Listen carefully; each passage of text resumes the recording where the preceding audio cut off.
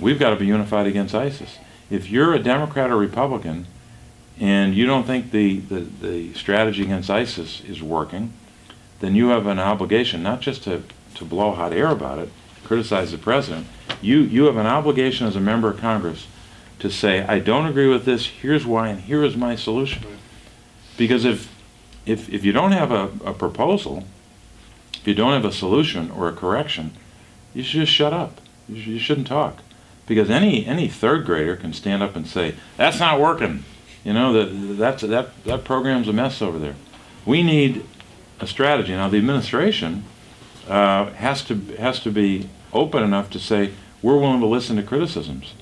And the administration has to start, frankly, telling people more about what's going on. And actually, there's some good, there are some positive developments here, despite all the headlines. But listening to the debate in Washington around the country, you would think that anything we're doing against ISIS, it's 100% not working. That's the narrative out there. That's just dead wrong. I don't think it's working nearly well enough, and I've been criticizing the administration on this for years. The fact that we have a coalition of 60 nations, that's good.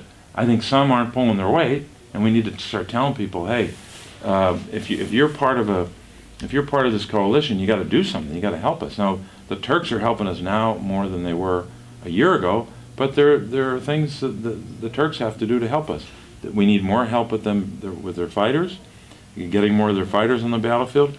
They're allowing us now to stage some air operations out of Incirlik. That's good, but there's still these smuggling routes between Turkey and into Syria where they're bringing IED components. We got to shut that off. Or they're bringing weapons. We got to shut that off. Or they're bringing fighters or other. I mean, we've got to be. This has to be a broad-based strategy. Even if we could take out ISIS on the battlefield very quickly, they're going to come back. I mean, we can't put tens of thousands of combat troops and then occupy a country for the next 30 or 40 years. We don't have the resources for that, and we're just enabling them to not do what they should be doing. I have it's an old expression. You know, there's always guys in the neighborhood. You know, there's only certain ones who would actually get into a fight when they had to, and then there are a lot of them who are what I call coat holders. You go and fight that guy, I'll hold your coat, it'll be here when you get back. If we keep volunteering to send in combat troops, you know what everybody in that 65 or 64 nation coalition will do? They'll hold our coats. They'll hold that coat for 150 years rather than fight. We've got to say to them, you're a Sunni Arab country. You told us that ISIS isn't what you are. Then prove it. Get on the battlefield and take them on, because we'll give you lots of good intel. We'll give you the best air power in the world. We'll give you equipment. We'll give you ammunition. We'll give you weapons. We'll do all that, and the coalition will do that, and we'll impose economic sanctions. And we'll designate people. We'll use drone strikes where we have to. We'll do all that, but we can't do this fighting again. I think Iraq taught us a lot of lessons. Even Afghanistan, we learned a lot. The part of the strategy I've spent a lot of time on is the financing. If we cut off their financing, they can't get weapons and ammunition.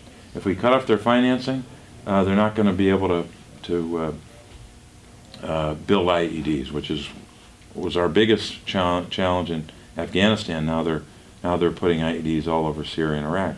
If we cut off their financing, they can't institute the caliphate. And if they don't do that, they're going to lose a huge recruiting tool.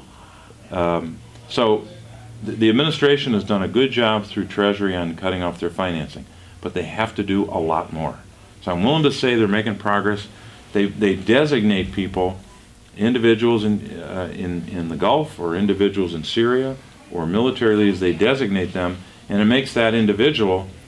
It makes it difficult for that individual to transact business. What we should do, though, and where I think the administration hasn't pushed hard enough, is put a lot more pressure on those Gulf countries.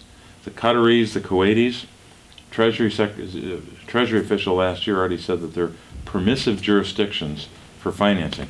If you're financing ISIS, or you're facilitating the operations of ISIS in any way, I don't care where the hell you're sitting. If you're sitting in Saudi Arabia, those Gulf countries, if those countries aren't going to find those people and put them in jail, we should go and get them. And if that means literally taking them off the battlefield, we should take them out, because those folks are as complicit as the guy with pulling the trigger. And we have to be much, much tougher, frankly, on our friends and say to them, look, no, we have zero tolerance for financing of ISIS operations. So if you're helping them in the black market for oil, which can generate $100 million a year for them or more, some people think it's tens of millions a month, you're complicit. If you're giving them financing in another way, you're complicit, and we're coming for you if your country's not going to prosecute you. So